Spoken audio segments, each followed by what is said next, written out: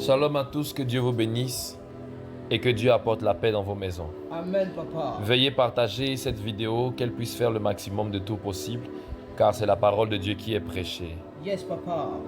J'aimerais parler à des serviteurs, à des servants de Dieu, à des gens qui portent l'onction sur eux. J'aimerais parler à des personnes qui ont l'appel de Dieu sur leur vie. J'aimerais parler à quelqu'un qui se sent appelé de Dieu et qui se sent porteur d'une grâce spéciale. La première chose que je veux dire, c'est que nous sommes des porte-paroles. Yes. La deuxième chose que je veux dire, c'est que nous sommes des porte-semences. Yes. Et la troisième chose que je veux dire, c'est que nous sommes des porte-fruits. Come on. Je m'explique. Yes, papa. Tu es porteur de paroles. Yes. Tu es porteur de semences Come on. et tu es porteur de fruits. Je m'explique encore. Explique-toi. Lorsque tu es appelé à servir Dieu, Yes, papa. tu ne vis plus pour toi-même. Tu deviens le porte-parole de Dieu. Yes, papa. Quel que soit ton domaine d'activité, Yes, quel papa. que soit le couloir de ton ministère, Yes, papa. tu es un appelé de Dieu. Yes, papa. Tu marches dans l'inspiration de l'Esprit qui t'anime et qui te guide. Yes, papa. Et Dieu est en train de me parler de cette génération Yes. qui ne veille pas sur le fait qu'elle doit fructifier sa semence, Yes. qui ne veille pas sur le fait qu'elle doit courir dans son couloir Yes. et qui ne veille pas sur le fait qu'elle doit porter du fruit. Yes.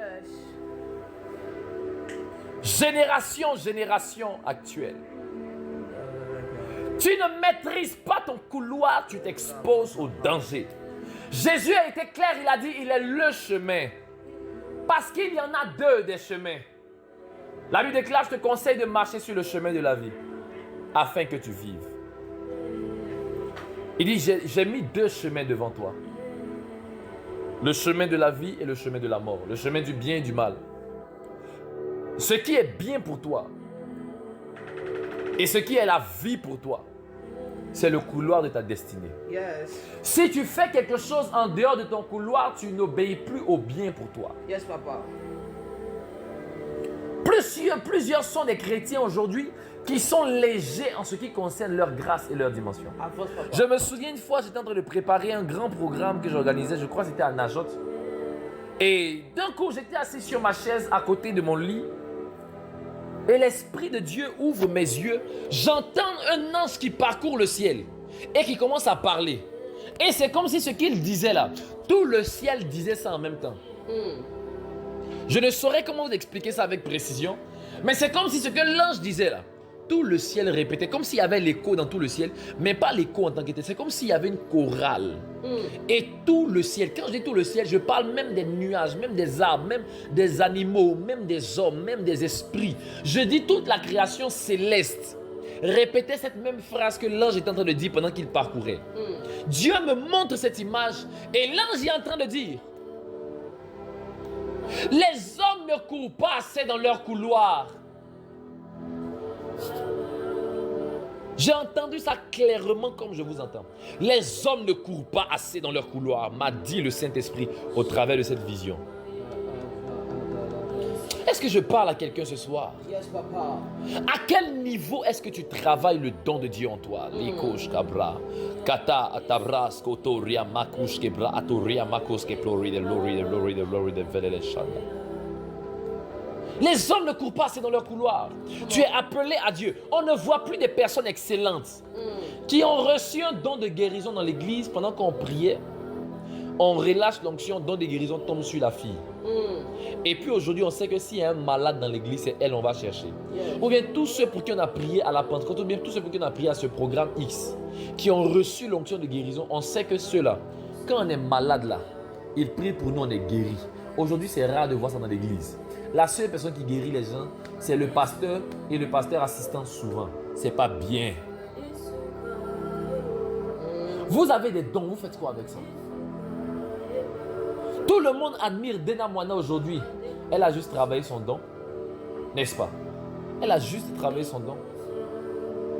Aujourd'hui, quand on voit des grands hommes de délivrance, ils ont juste travaillé leur don. On voit des hommes de miracles, c'est juste leur don qu'ils ont travaillé. Toi, tu admires des gens qui ont fructifié leur talent. Toi, tu ne veux pas fructifier ton talent. Tu penses que le monde spirituel, c'est tes narines que ça regarde? Tu penses qu'on est assis aujourd'hui là, c'est juste pour la mairie, on se regarde et puis on sourit et puis c'est fini. Le monde spirituel a des responsabilités à incuber aux hommes, à inculquer, à faire porter aux hommes. Au jour d'aujourd'hui, nous marchons dans l'église. L'église n'a pas de puissance. Tu vois même aujourd'hui une secrétaire, elle ne peut même pas te donner un seul verset biblique qui appuie son ministère de secrétaire ou du moins même son travail de secrétaire. Ou bien vous croyez que ça n'existe pas dans la Bible? Ça n'existe pas. Luc, c'était qui pour Paul? Celui qui venait enregistrer les faits et gestes de Paul et la vie de Paul. Il vient, il note les enseignements de Paul. Il fait le point. Il a écrit le livre de Luc et le livre des actes des apôtres. Il a recensé les actes que les apôtres ont posés. C'est ce qu'on appelle un secrétaire aussi. Il dit, on devait partir à tel endroit, mais finalement, on a été empêché d'y aller. Il savait. Parce que le planning de déplacement de Paul, lui, il est au courant de ça. Parce qu'il jouait en griffe le rôle de secrétaire. Tu peux t'appuyer sur ça pour dire que Luc était un peu comme le secrétaire de Paul. Voici comment lui, il a réagi. Est-ce que tu as un verset biblique pour appuyer tes réactions, tes actions dans l'église, dans la vie de Dieu? Il y a quel poste encore dans l'église? Il y a le service d'ordre. Service d'ordre. Service d'ordre, protocole, c'est un peu la même chose. Quand Jésus a multiplié les pains et les poissons, qu'est-ce que Jésus a dit d'abord? Faites-les asseoir par rangée de 50 et de 100. Service d'ordre fait quoi dans les églises? Il les fait asseoir. Merci beaucoup. C'est ça, mais c'est pas ça. C'est ça, papa. Même après encore, quand ils ont fini, les services d'ordre nettoient la salle. Il dit allez ramasser les pains qui sont restés par terre. Ça remplit 12 paniers. Il dit allez manger. N'est-ce pas? Il y a quel poste encore dans l'église?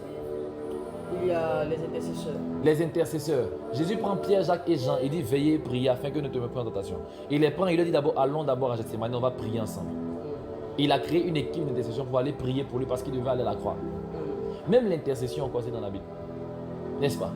Moïse est à la montagne là-bas. Il y a deux personnes qui viennent l'aider à attraper les mains là-bas en haut là-bas. Il commence à lever ses mains. Ses mains levées sont l'image d'une prière qu'il fait monter vers Dieu. C'est pas l'intercession ça. Pendant que Josué et l'armée d'Israël sont en guerre là-bas, Moïse et deux personnes sont à la montagne en train de gagner pour eux. Parce que Moïse combattait spirituellement pour que le peuple d'Israël combatte et gagne physiquement. Yes. Il y a quel poste encore dans l'église? Il y a les, Tu me dis les chants, je parle de David. Tu me dis les chants, je parle de David, je parle d'Azaph, je parle des fils de Corée, etc. Même Salomon aussi, il a écrit psaume. Il a écrit des cantiques, il a écrit des poèmes. Alléluia. Yes. Voilà. Et par rapport à la communication, mon fils, tu as dit communication, n'est-ce pas? Par rapport à la communication, moi j'ai une question. Est-ce que tu sais qu'auprès des rois, il y avait ce qu'on appelle des griots? Ceux qui étaient des messagers du roi. Est-ce que tu sais que même par rapport à la communication, Dieu a établi un système où il y a deux types de personnes qui marchent? Premièrement, les anges. Deuxièmement, les prophètes. Dites avance et puis j'avance. Avance, papa. Est-ce que vous savez que ce qui se passe au ciel là-bas, là, les prophètes viennent rapporter ça sur la terre? Yes. La Bible dit que l'ange apparaît à Daniel. Il lui dit, je suis venu pour t'annoncer des choses qui doivent venir. Ça veut dire que les choses que Dieu a désirées dans son plan ici, là, l'ange lui vient pour faire le rapport. Il est en réalité, Gabriel était l'un des anges chargés de la communication au ciel. L'un des ministres de la communication et de l'information céleste. Dites-moi Amen bien. Amen. Même l'ange qui est venu se révéler à Jean dans l'Apocalypse. Même chose. Dieu lui dit, monte ici, je te ferai voir les choses qui vont arriver dans la suite. Pourquoi? Il finit et il dit, écris à l'ange de l'église des temps. Il vient pour faire une communication. Lui, il a vu Jésus. Eux, ils n'ont pas vu Jésus. Mais lui, maintenant qui est le prophète, vient faire la médiation entre Dieu et l'église. Il écrit des lettres, il passe des communiqués. Une lettre est aussi appelée un communiqué. Et ce communiqué-là permet de faciliter une communication. Donc, même Jean, qui est le prophète, a reçu le mandat de la communication. Donc, lorsque tu arrives dans le domaine de la communication dans l'église, tu peux te dire que bon, pour être efficace dans mon domaine de communication, je peux par exemple copier sur l'image des prophètes. Lorsque Moïse va à la montagne, Dieu lui parle et puis lui présente les tablettes de la loi. La communication ne marche pas aussi avec les tablettes, avec les tablettes, avec les moyens électroniques. En ce temps, c'est tablette en caillou. Maintenant, c'est tablette en écran, etc. Mais sur lesquelles sont rapportées quand même des informations. N'est-ce pas? Le pasteur prend des décisions, l'église fait une réunion, on prend des décisions, on dit on veut faire des programmes, on invite les gens en faisant quoi? En appliquant le système de la communication. Et c'est là que Moïse a joué comme rôle en étant médiateur entre la montagne et Dieu, entre la montagne de Dieu plutôt et le peuple de Dieu. Entre le trône de Dieu et le peuple de Dieu, entre la gloire de Dieu et le peuple de Dieu. Il était le médiateur. Qui parle de médiation, c'est-à-dire qui parle de médiateur parle de médiation. Et qui parle de médiation parle de médias. Et qui parle de médias parle de communication. N'est-ce pas? Il y a quel moyen encore? Il y a quel office dans l'église? Il y a les moniteurs. Les moniteurs, ceux qui viennent pour s'occuper des enfants. Ceux qui viennent pour s'occuper des enfants. Jésus lui-même, il a voulu jouer ce rôle. Il a dit, laissez venir à moi les petits enfants. Donc ça, on a compris déjà. Et on se rend compte que dans la parole de Dieu, il y a des exemples pour presque tous les domaines. Mais je veux qu'on puisse exagérer un peu. Donnez-moi encore un domaine. Dans l'église. Les instrumentistes. Les instrumentistes? Bon. Déjà, il y avait un homme dans la Bible qu'on appelait Betsalel. La Bible déclare qu'il avait reçu l'intelligence et la sagesse de pouvoir former tous les instruments. Et de pouvoir former tous les ustensiles qui seront dans le temple, dans le tabernacle de Dieu que Moïse avait créé. Deuxièmement, la Bible nous dit que David lui-même avait besoin de jouer pour Saül pour qu'il puisse se calmer. David était un instrumentiste. Il jouait de la harpe. Même le prophète, lorsqu'il a voulu jouer, il a dit faites-moi venir un joueur de harpe avant de prophétiser. C'est bon? D'accord. Il y a quel office encore dans la Bible? Même les dirigeants, même les évangélistes. Vous connaissez la femme samaritaine? Elle seule, Jésus finit de la bombarder dans la prophétie et dans la parole. Elle seule, elle va gagner toute la Samarie. Quand Philippe arrive, la Bible déclare qu'il y eut une grande joie. On n'a pas dit qu'il y a eu des âmes gagnées. On dit qu'il y a eu une grande joie. Parce qu'eux, ils croyaient déjà en Jésus. Dites-moi amen. Amen. À cause d'une femme qui était la femme samaritaine. N'est-ce pas? C'est comme ça que ça marche. Il y a ce qu'on appelle les fils. On parle des dirigeants. On dit qu'il doit venir pour présider le culte avant que l'orateur principal ne vienne. Il doit venir conduire le peuple dans la prière, etc. Il y a... Bon, j'ai déjà parlé des protocoles. Parce que les disciples étaient les protocoles de Jésus. Yes. Ok. Il y a quoi encore même comme office dans la... Même les commandos.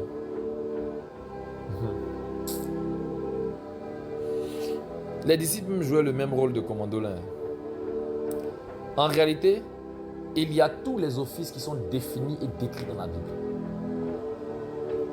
Mais une personne qui veut désirer réellement travailler son couloir, le Saint-Esprit va lui révéler ça. Parce que même menuisier, celui qui vient travailler bois, il y a ça dans la Bible. Jésus lui-même, Joseph encore son père. Même plombier, celui qui est venu séparer les eaux d'en haut avec les eaux d'en bas. Il est venu pour gérer la plomberie. Il a fait les lacs, les rivières, tout ça. Il est venu gérer l'eau, il est venu cadrer l'eau. C'est pas travail de plombier ça. Venir s'occuper de tout ce qui est tuyauterie, de l'eau, tout ça. On dit qu'il a installé des rivières. Les rivières, c'est un peu comme des tuyaux qui relâchent l'eau. Il y avait jusqu'à 4 fleuves même. On parle des fleuves. Les fleuves aussi, c'est pareil. Il y a quel travail encore? Électricien, que la lumière soit. Qui a commencé? Lui-même, il a fait ça encore sans ampoule, sans interrupteur, sans fil conducteur. Il a parlé. Et on dit que sa parole est une lumière. Alléluia. Amen. Il y a quel travail encore? Les nettoyeurs. Genre technicien de surface. Quand le péché qui est la saleté, le péché qui est l'impureté est venu remplir la terre, qu'est-ce que Dieu a fait pour nettoyer la terre?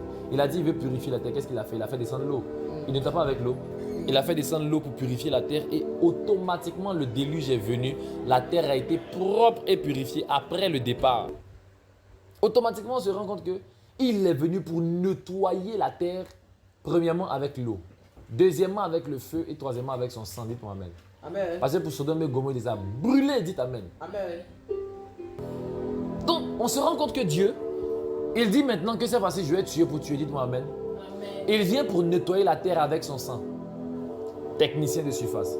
Il y a quel autre métier encore qui existe?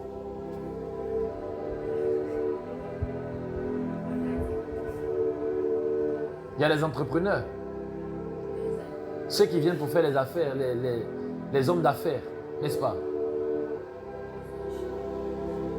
Les hommes d'affaires, par exemple, on va prendre Jean 3,16. Car Dieu a tant aimé le monde qu'il a donné son Fils unique. Mais pourquoi Dieu donne son Fils unique? C'est pas pour avoir d'autres fils en retour. Donc c'était un investissement. C'était un homme d'affaires. Ah. Et même si je veux exagérer un peu pour taquiner, on parle de l'argent plus de 2000 fois dans la Bible. On parle plus de l'argent même que de la foi. Plus de l'argent même que de la prière. Et que même les deux sujets réunis, même que de l'amour. Amen ou pas amen? Amen. Ah d'accord. Il y a quel autre sujet encore? Quel autre domaine encore? Quel autre domaine encore? Quel autre travail qu'on peut rencontrer? Enseignant. Yes, papa. Il a dit je t'instruirai, je te montrerai la voie que tu dois suivre, je te conseillerai, j'aurai le regard sur toi. Donc ça veut dire que lui-même il vient pour dominer, pour gérer l'instruction de ses enfants. Il dit je t'instruirai. N'est-ce pas? Et la Bible parle de l'enseignant qui est Jésus-Christ et on dit il était un docteur d'Israël, un docteur venu de Dieu. C'est fort, papa. Et on parle même du Saint-Esprit comme étant l'enseignant qui viendra pour nous rappeler ce qu'on devait savoir. Yes, papa. Et la Bible même dit dans 1 Jean que l'onction vous enseigne toutes choses. Donc même l'onction est un enseignant. Dites-moi amen. Amen. Il y a quel autre métier encore? Pompier? Pompier par exemple? Ceux qui viennent pour sauver les gens, qui viennent pour arracher les hommes du feu. Qu'est-ce que Jésus est venu faire sur la croix de Golgotha? Quand il est mort, qu'il est descendu aux enfers pour aller récupérer les âmes, il est venu les arracher du feu, n'est-ce pas? Yes, papa. Ok. Donc Jésus était un tout puissant pompier, dites-moi amen. Amen. Et pour pouvoir éteindre le feu qui était sur la terre, il a fait en sorte qu'on puisse percer sa côte. L'eau est versée. Bon, je ferme la parenthèse. Il y a quel métier encore? Il y a les policiers. Les policiers, par exemple. Qui était Michael? C'était un policier. Amen ou pas amen? Amen. Même Dieu, on l'appelle le Dieu, l'éternel Dieu des armées. On dit qu'il est le général de l'armée de Dieu. Lorsqu'on parle de lui dans l'Apocalypse, on dit qu'il est le général de l'armée de Dieu. En réalité, Dieu même c'était aussi un policier, même militaire. C'était un guerrier, un combattant. Il a dépassé PJ. Lui, il tuait les gens, sa parole. On dit lui, il avait épée sur sa langue. Est-ce qu'eux, ils ont épée sur la langue? Ils ne font pas peur d'abord. Lui, il a épée sur sa langue. Ou bien? Voilà. Et c'est le Dieu que nous adorons. Il y a quel autre métier encore qui existe? Comptable, par exemple. La Bible dit compter, compter, peser, diviser. Et Dieu maintenant vient révéler au travers de l'écriture qui était sur le mur. Daniel explique l'écriture. Il dit, au ciel là-bas, là, Dieu a compté comme un comptable. Il a pesé, il a divisé. Qui divise? Ce ne sont pas les mathématiciens. Yes, papa. Parce que ça, c'est un calcul qu'on vient de faire. Hein. On compte, on pèse, on divise. Ça, c'est la mathématique. Donc, même Dieu, c'est un mathématicien. Mais Jésus, même, il est chimiste puisqu'il a changé l'eau en vin. Yes. Ou bien c'est pas ça? Yes.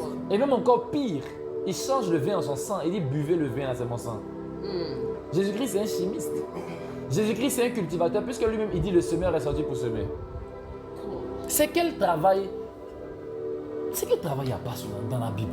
La Bible est l'origine de toutes choses. Il y a quel travail encore, par exemple? L'architecture. L'architecture, par exemple. La Bible déclare, au commencement, Dieu créa les cieux et la terre. La terre était informe de vie, il y avait les ténèbres à la surface de la Bible, l'Esprit de Dieu se mouvait au-dessus des eaux. Tout architecte qui se respecte sait qu'il doit aller sur les lieux pour mesurer, pour prendre les informations, pour tâter le terrain comme on le dit. Quand il vient pour relever les informations, il peut maintenant appliquer son schéma qu'il a dans sa tête à la dimension du terrain. Il peut maintenant faire ce qu'on appelle une projection, c'est-à-dire il essaie de se projeter selon ce qu'il voit du terrain, de la plateforme de création qu'il veut faire, de construction qu'il veut faire. Il essaie de se projeter l'image de ce qu'il a en tête. On va mettre telle chose ici, on va faire telle chose là, on va creuser tel trou ici, on va mettre le mur ici. C'est ce que l'Esprit de Dieu est en train de faire. Pourquoi? Parce qu'après, Dieu allait dire que la lumière soit. Ensuite, Dieu allait commencer à dire, bon, maintenant on va commencer à séparer ceci, séparer cela. On va commencer à faire sortir l'étendue du ciel ici. On va commencer à recréer, bâtir la terre. Dieu, dans le livre d'Hébreux, on dit, Abraham espérait en une cité dont Dieu est l'architecte et le bâtisseur. Donc, qui est architecte? Dieu. Il y a quel métier encore? Parce que même quand on parle de médecin, on dit, par cette meurtrissure, nous sommes guéris. On dit, il est venu pour guérir les malades. On dit, l'Esprit du Seigneur est sur moi parce qu'il m'a oint pour annoncer la bonne nouvelle au premier, mais aussi pour guérir ceux qui ont le cœur brisé. Donc là encore, il vient même comme un médecin. Amen ou pas amen. Les pilotes. Mais Dieu dit à Jean, monte ici, je te ferai voir. Il le fait monter par quoi? Dans Ézéchiel, il dit, il l'a transporté en esprit, il l'a fait monter dans des visions divines. Ça veut dire, il se déplaçait, dis-moi amen. Amen. Même dans Psaume 18, on dit, il est en train de voler sur les chérubins et il planait sur les ailes du vent. Dites-moi amen bien. Amen. Ça veut dire que son esprit avait la capacité de pouvoir le faire transporter dans des endroits et il se dirigeait dans les airs, comme un pilote. C'est vrai ou c'est faux? Même encore d'ailleurs, c'est lui qui est le pilote de ta vie. Il y a quel autre métier encore qui existe? Juge, avocat, mais ça c'est facile. Parce que même lorsqu'on parle de paraklétos, paraklétos signifie en réalité ton avocat, ton défenseur. Dites-moi amen. Et la Bible déclare que Jésus-Christ est le juge. Il est le juste juge et c'est lui qui vient pour rétablir l'ordre et qui va venir sur son trône pour juger les êtres. On dit même que nous aussi on va juger les anges. Dans Corinthiens on parle de ça. On dit, ne savez-vous pas que vous allez juger les anges? Amen ou pas amen?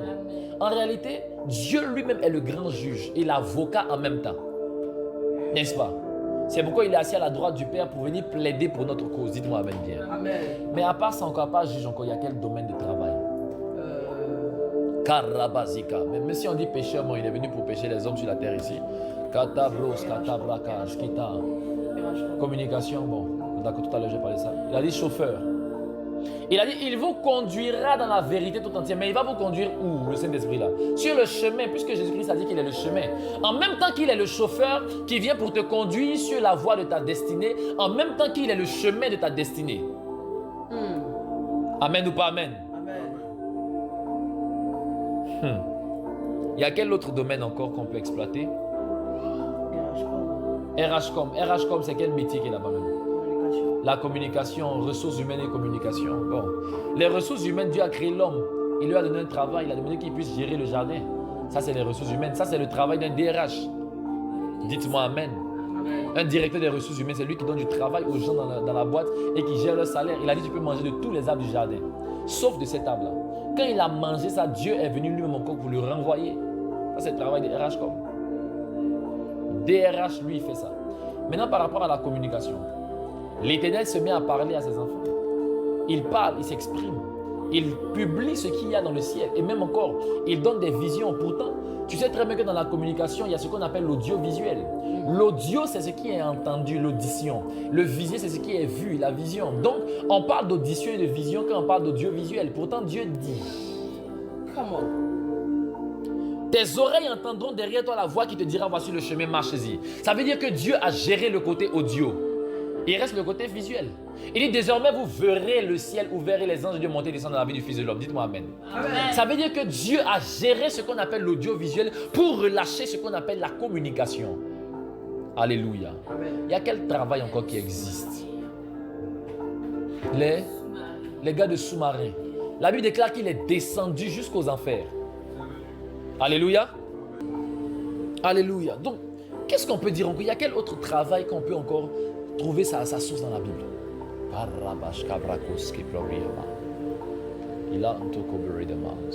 Si on dit berger, bon, nous tous on sait. Psaume 23, l'Éternel est mon berger. Jean 10, je suis le bon berger. Même dans 1 Pierre, on dit il est le bon pasteur, il est le pasteur de nos âmes. On parle du souverain pasteur, alléluia. Amen. Qu'est-ce qu'on peut donner encore comme travail à Dieu? Alléluia. Amen. On dit quoi? Cordonnier? Oui, papa. Dans le désert, la Bible déclare que même leurs chaussures ne s'usaient point pendant 40 ans de marche. Qui rafistolait ça? Le tout-puissant cordonnier. La Bible déclare que lorsque tu parles de Jésus-Christ, tu profères, il a dit, vous devez propager l'évangile. Donc c'est Jésus-Christ qui est l'auteur de l'évangile. Mais qu'est-ce qui se passe dans Éphésiens? On dit, ayez à vos pieds les chaussures que donne. Ça veut dire qu'il y a quelqu'un qui donne ça. Celui qui est l'auteur de l'évangile et du zèle. C'est lui qui procure la chaussure. Jésus-Christ est le cordonnier qui coud les chaussures des gens. Il y a quel travail encore? Il y a les serveurs. Les serveurs. Bon, la Bible déclare qu'il est venu, il n'est pas venu pour asservir, mais plutôt pour servir. Il est venu pour servir quoi? Quand il est arrivé devant ses disciples, il a dit quoi? Voici pain, voici vin. Mangez, c'est mon corps, c'est mon sang. Il n'est pas venu faire le travail des serveurs. Amen ou pas amen? Amen. Qu'est-ce qu'on peut dire encore de Dieu? J'aimerais qu'on puisse le glorifier tous ensemble. Alléluia. Amen. Il faut qu'on puisse montrer que la Bible a raison de dire que Christ est tout et en tous. Il est mécanicien. On est d'accord que nous sommes comme un véhicule céleste qui transportons Dieu. Lorsque Dieu descend en nous par son esprit, il vient pour faire ce qu'on appelle un retour à la normale. Il vient pour arranger ce qui était gâté en nous. Il vient pour réparer ce qui était gâté et ce qui était abîmé en nous.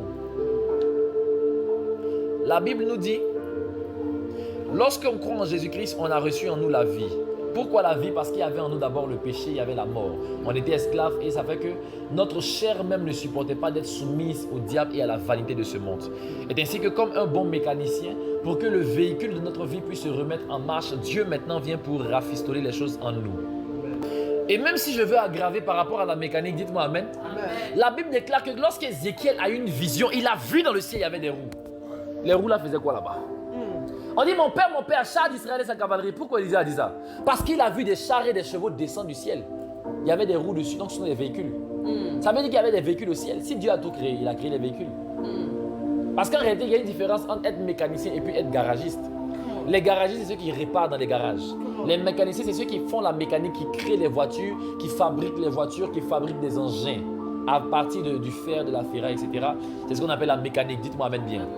En d'autres termes, lorsqu'on dit dans Ézéchiel qu'il y avait des chars, on dit les animaux étaient sur des roues. Ils avaient des roues. qui était connecté à eux. Mais lui, il est un mécanicien qui est tellement élevé, tellement supérieur. Il n'a pas mis l'intelligence artificielle dans la voiture parce que les gens ont voulu tricher Ézéchiel 1 en mettant l'intelligence artificielle dans la voiture. Dites-moi pourquoi. Pourquoi, papa? Parce que la Bible déclare que l'esprit des animaux là était dans les roues. Et on dit que les roues se dirigeaient selon où l'animal voulait partir. Conduit lui aussi par l'esprit.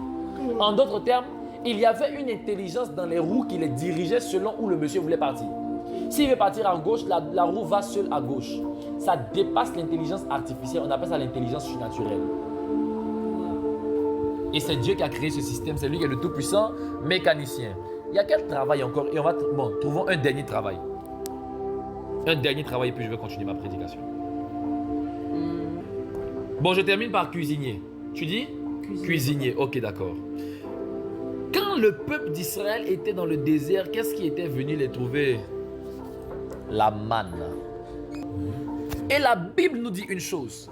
Lorsque la manne tombait du ciel, la manne nourrissait tout le peuple d'Israël qui a préparé pour eux. Dieu les a nourris dans le désert avec la manne parce que Dieu est un grand cuisinier. Même quand on quitte encore cette histoire avec la manne, alléluia, Amen. on arrive encore dans une dimension où on se présente devant même Jésus-Christ. Il dit dans le livre de Jean chapitre 6, il dit, moi je vais vous donner le pain qui est descendu du ciel. Il va préparer pain là pour leur donner. Il dit le pain là c'est ma propre chair. C'est-à-dire que moi je suis là. Tellement je suis cuisinier, comment je suis nourriture. Tellement que Dieu est cuisinier, jusqu'en lui-même il est nourriture. Et quand on parle de lui, on dit il est l'agneau immolé avant la fondation du monde. Mais qui l'a immolé? C'est lui-même. Dites Amen. Amen. Il est venu égorger agneau là, comme on égorge mouton. Il a voulu faire quoi? L'élever en sacrifice. C'est pour le cuisinier, tu vois. C'est pas ça quand il a fini, on dit maintenant on a qu'à venir le manger. Alléluia. Amen. Dites Amen bien. Amen. On ne mange pas une nourriture qui n'a pas été préparée. Si Jésus dit prenez mon corps, prenez mon sang, buvez ma chair, buvez mon sang et mangez ma chair, c'est parce qu'il avait été préparé pour être mangé. Donc il est tellement un puissant cuisinier qu'il cuisine tellement bien qu'il se cuisine lui-même pour se servir lui-même. Et c'est par là que j'aimerais terminer pour dire que tout est dans la Bible. Yes. Alors si toi tu n'arrives pas à trouver solution dans la Bible, comment toi tu fais? Question, papa. Sans réfléchir, sans préparer ce message, rapidement, on a pu donner ici des sources de près de 15 métiers dans la Bible. Yes. Tu parles de pompier, tu parles de ceci, tu parles de cela, tu parles de tout. Comment l'Esprit de Dieu peut venir nous enseigner ça à nous et puis à vous, il n'enseigne pas? Parce que vous ne cherchez pas à développer votre talent.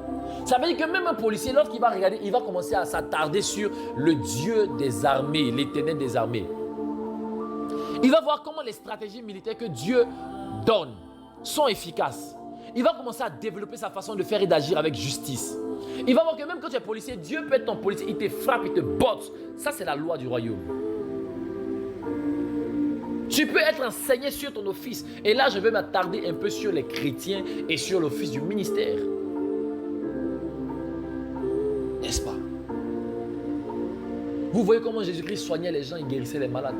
Tu es un docteur, tu es un médecin, tu peux t'attarder sur ça, tu peux voir ça, ça peut t'enseigner, on n'a pas besoin de te dire ça. Tu lis ta Bible, la Bible est à peine 2000 francs pour les petites Bibles.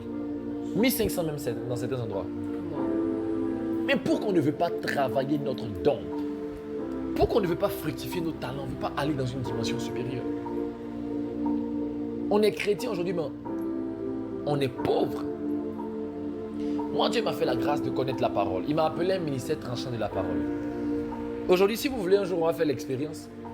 Vous me donnez un thème au hasard, un verset au hasard. À l'instant même, je commence à prêcher.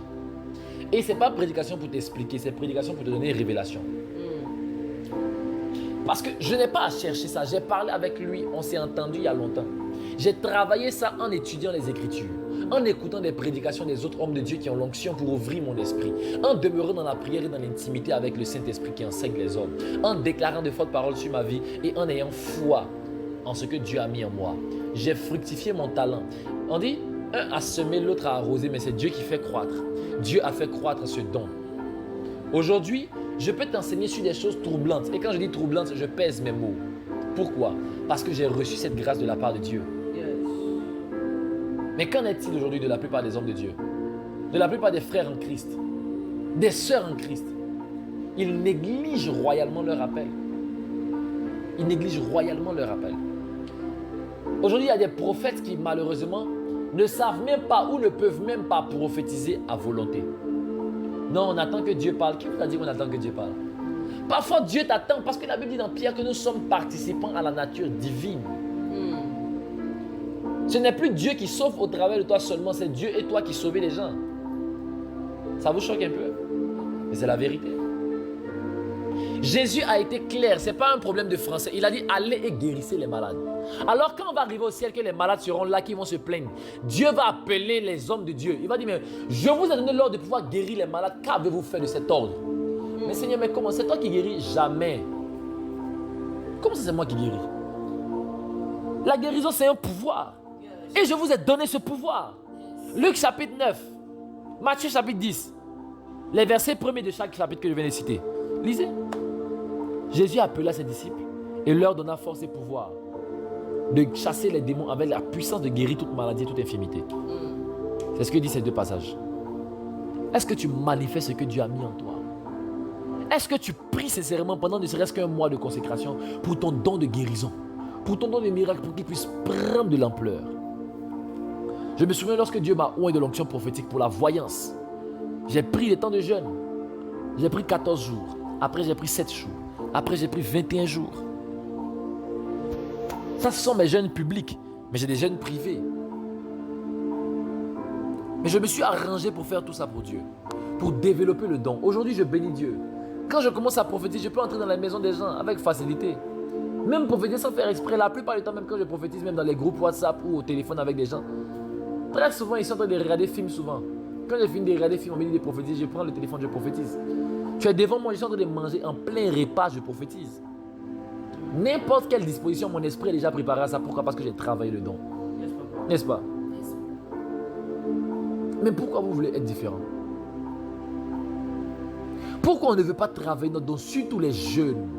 Aujourd'hui, la plupart des jeunes, nous tous on a l'onction, mais on a l'impression que l'onction c'est devenu un amusement. Ça fait que tous les jeunes, la plupart des jeunes aujourd'hui sont obligés de paraître. Ils ne sont plus, ils paraissent. Ce que je dis est faux. Je parle à des jeunes ici. Est-ce que je parle à des jeunes? La plupart se gonflent dans des dimensions qu'ils n'ont pas en réalité. On n'est pas mis des jeunes, on sait. Ou bien, voilà, il faut être humble dans la vie. Depuis un certain temps, il y a 3 choses seulement sur lesquelles je m'attarde. Avant, là, je pouvais me vanter. J'aimais bien parler, etc. Parce que bon, ça fait partie du ministère. Quand l'orgueil rentre dedans, il faut tuer ça. Mais tu es serviteur de Dieu, puis tu ne parles pas de toi. Tu te mens à toi-même. Parce que même Jésus-Christ, qui est l'exemple de l'humilité, il parlait de lui-même. Oui, c'est comme ça. Il faut que tu expliques aux gens ce que Dieu a mis en toi. Il faut que tu leur démontres ça. Il faut qu'il y ait une assurance. La foi, c'est l'assurance. Ou bien? Effectivement. Donc, j'arrive là. Avant, je parlais de beaucoup de choses. Mais maintenant, j'ai arrêté de parler de beaucoup de choses. Maintenant, la seule chose que je peux vous dire là, c'est que je prophétise et je prophétise bien à volonté. J'entends Dieu clairement. C'est un fait. Ou bien c'est pas ça? La Bible dit ce que je vous dirai en secret, criez-le sur tous les toits. C'est écrit dans la parole. Amen ou pas amen? Amen. Deuxièmement, je sais que je prêche bien. Et je peux prêcher sur presque n'importe quel thème qu'on me présente. Depuis que j'ai commencé à dire ça, que les gens ont commencé à me tester. Si j'ai trop tapé poteau en griffe sur un thème, c'est un seul. Depuis plus de 2 ans de ma vie. J'ai prêché sur Kafa, sur mystère de Kafa, mystère de souris. J'ai prêché sur mayonnaise ici. J'ai prêché sur Magouya, tête rouge. N'importe quel élément que tu me donnes ici, tu me dis, bon, Daddy, prêche sur langue, je te prends. On fait un exemple. Pour vous montrer ce que produise le fait de pouvoir travailler son don. Donnez-moi un mot au hasard, ou bien un verset au hasard, ou bien un nom au hasard, n'importe quoi. Éléphant. Bon, lorsque la Bible parle d'éléphant, on ne parle même pas d'éléphant dans la Bible. On parle d'autres animaux, mais on ne parle pas clairement de l'éléphant. Mais ce que je peux te dire sur l'éléphant, premièrement, l'éléphant a ce qu'on appelle la défense, ce qu'on appelle l'ivoire. Est-ce que tu sais que c'est l'image du Saint-Esprit en nous, qui est à la fois une défense contre l'ennemi et une défense protectrice pour nous-mêmes, notre propre vie. Le Saint-Esprit vient pour nous défendre de la chair, il vient pour nous défendre du diable. Ou mais c'est pas ça? J'explique? D'accord. N'est-ce pas que notre Dieu est un feu dévorant? Pourquoi notre Dieu se présente comme étant un feu dévorant? Dans la Bible, Dieu se présente comme étant un feu dévorant lorsqu'il veut commencer à défendre. Lorsqu'on lit le livre de Psaume, chapitre 18, le verset 8, 9 et 10, même, on parle de Dieu qui a commencé à faire sortir la fumée de ses narines et des charbons embrasés sortaient de sa bouche quand il a commencé à crier. Et la Bible dit quoi? C'est parce que David a dit, j'ai crié à l'Éternel. Pourquoi? Il dit, tu es ma forteresse, tu es mon bouclier. Le bouclier, c'est la défense, c'est l'ivoire de l'éléphant. Dites-moi amen. Amen. L'éléphant a quoi encore? Il a une trompe, n'est-ce pas? La trompe, c'est quoi? La mélodie que tu as mis, c'est quoi? Nous voulons puiser. C'est ça, non? Puiser plus de toi encore. N'est-ce pas que ton nez ne peut pas puiser l'eau comme ça, comme il faut? Mais quand tu regardes la trompe de l'éléphant avec laquelle il se sert pour pouvoir puiser l'eau, il peut prendre de grandes quantités d'eau. Alors lorsque tu opères dans la dimension de l'éléphant, tu peux commencer à stocker beaucoup plus d'eau, puiser beaucoup plus de Dieu. Et tu pourras dire, plus de toi encore. Yeah, yeah. Alléluia. Il a de grosses pattes. Alléluia. Amen. La Bible déclare que Dieu va rendre tes pieds comme ceux des buffles. Il va rendre tes pieds solides parce que les pieds sont l'image du fondement. Alors lorsqu'on parle de l'éléphant, Dieu veut donner aussi à l'homme des fondations solides, des fondements solides au travers de l'esprit de l'éléphant. Pas seulement des défenses, pas seulement une grande soif qui te donnera la force de pouvoir puiser, mais aussi des pattes solides pour que tu ne puisses pas trébucher. Pourquoi? Parce que Dieu sait qu'on dit 7 fois le juste tombe. Il ne veut pas que ça dépasse 7 fois. 7 même c'est déjà trop. L'éléphant a quoi encore? De grandes oreilles. Pourquoi? Parce que la parole de Dieu dit, la Bible dit, l'homme ne vivra pas seulement de pain, mais de toute parole qui sort de la bouche de Dieu. On entend la parole avec quoi? Puisque Jésus a dit dans Apocalypse 3, il dit que celui qui a des oreilles entendre ce que l'Esprit dit. Et quand l'Esprit parle fort, il faut que tu aies des grandes oreilles pour bien entendre. Quand il parle doucement, parce que pour Élie, il est venu parler par un murmure doux et léger, il faut qu'Élie ait les oreilles de l'éléphant pour bien entendre. L'éléphant a quoi encore? Une peau solide, dites-moi amen. Amen. Cette peau solide-là, c'est l'image de la force dans les Écritures. Rien ne peut pénétrer en toi parce que tu es solide, tu es dur. Tu n'es pas versatile, tu n'es pas comme un roseau. Pourquoi Dieu demande à Pierre d'être dur? Il dit tu es Simon, mais à partir d'aujourd'hui tu seras Pierre parce que je vais faire de toi pêcheur d'hommes. Mais si tu n'es pas Pierre qui est dur, tu seras Simon qui est un roseau qui est léger. Simon veut dire roseau. Le roseau là, c'est une herbe. C'est une plante comme une herbe qui est légère et qui se laisse emporter par le vent. Dieu dit non, il faut que tu aies une peau solide et dure. N'est-ce pas? Et il lui donne le mystère de la peau de l'éléphant. Il dit tu es Pierre. Parce que pour ceux qui savent, ils savent que si tu prends un fusil de chasse là, tu tires sur l'éléphant, c'est la 7e balle qui va déchirer sa peau. Oui, oui. Parce que sa peau est très dure. Éléphant, sa peau est très dure. Alléluia. Et la dernière chose dont j'aimerais parler par rapport à l'éléphant, c'est son poids. Dites-moi amen bien. Amen. Écoutez-moi très bien. Le poids en hébreu se dit kabod. Lorsque la Bible déclare que la gloire de cette nouvelle maison sera plus grande que celle de la première, on parle du poids, on parle de la kabod. Tu es la maison de Dieu. Si tu n'as pas une gloire, c'est-à-dire un poids solide, tu ne pourras pas tenir. Lorsque la gloire de Dieu descend, c'est l'image du poids, parce que nous sommes le temple de Dieu. S'il n'y a pas de poids dans ce temple, il n'y aura pas d'impact dans ce temple. C'est à cause de son poids qu'il est difficile à tuer l'éléphant. C'est à cause de son poids que c'est un prédateur souvent dangereux. Je dis prédateur en griffe. C'est à cause de son poids qu'il est craint et respecté. Et je bénis Dieu parce que nous sommes en Côte d'Ivoire. Et que notre emblème c'est l'éléphant. Et que nous sommes solides. Parce que le poids de l'éléphant est l'image de deux choses. Premièrement, de la force. Et deuxièmement, d'un mot qu'on appelle inébranlable. Donc la force et la solidité. Vous ne remarquez pas que l'éléphant c'est l'image du bon chrétien finalement. Alléluia. Amen. Juste comme ça, éléphant. Si je peux te prêcher sur l'éléphant, tu es sûr que c'est ici qui a besoin des versets bibliques, je ne pourrais pas prêcher dessus. Sans même me préparer. Pourquoi? Parce que le Dieu qui est en moi, lui, s'est préparé il y a longtemps. Yes. Quand tu développes ta grâce, tu entres dans des plus grandes dimensions de Dieu. C'est alors que tu peux commencer à interpréter et entendre la voix de Dieu qui t'enseignera, qui te parlera au travers de tout ce qui t'entoure. Tu peux même voir une bouteille d'huile cassée, tu comprends ce que Dieu veut te dire au travers de cela. Tu vois l'habit de quelqu'un qui vient te faire à tout, il a porté un habit bleu.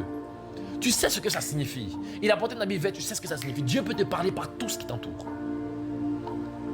C'est alors que tu deviens prophétique. Parce que le prophétique commence quand tu entends Dieu.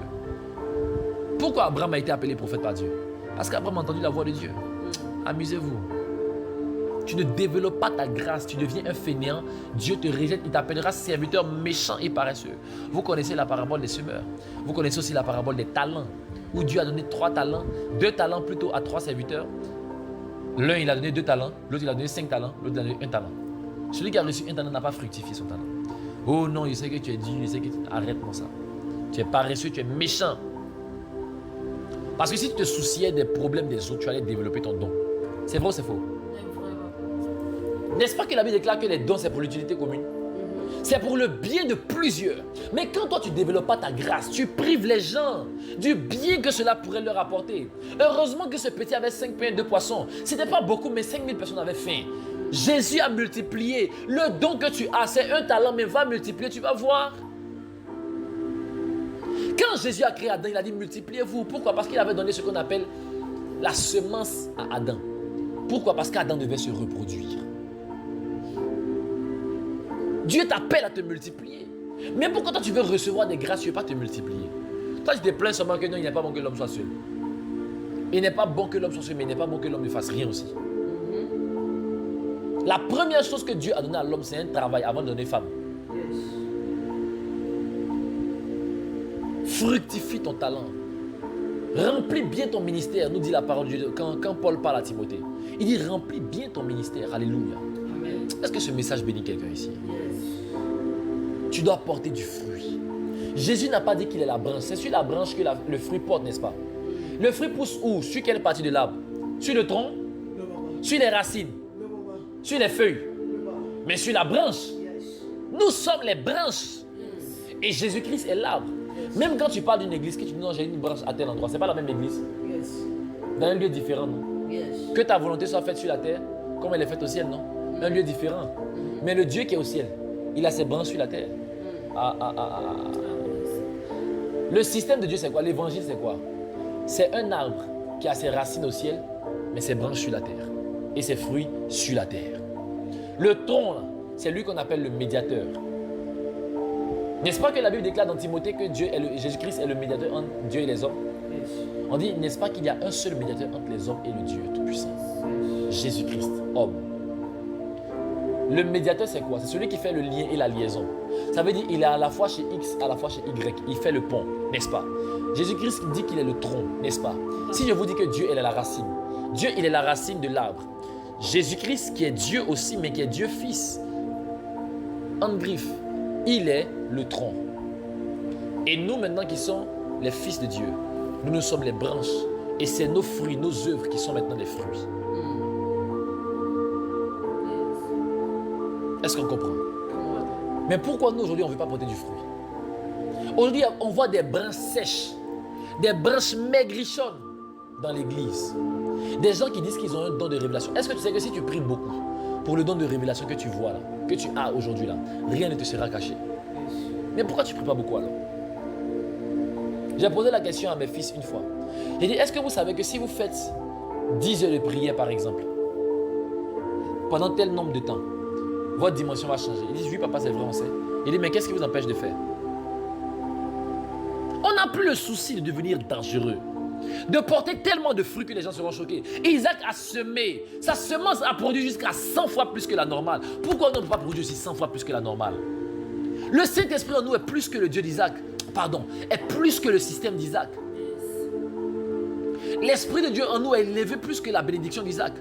Et c'est le même Dieu d'Isaac qui vit en nous. Mais pourquoi il ne peut pas venir bénir ton ministère pour que tu puisses produire 100 fois plus? Le Dieu d'Isaac vit en toi. Pourquoi ta semence ne produit pas 100 fois plus? On doit développer ce qu'on a reçu de Dieu. Que Dieu vous bénisse abondamment. Shalom chez vous.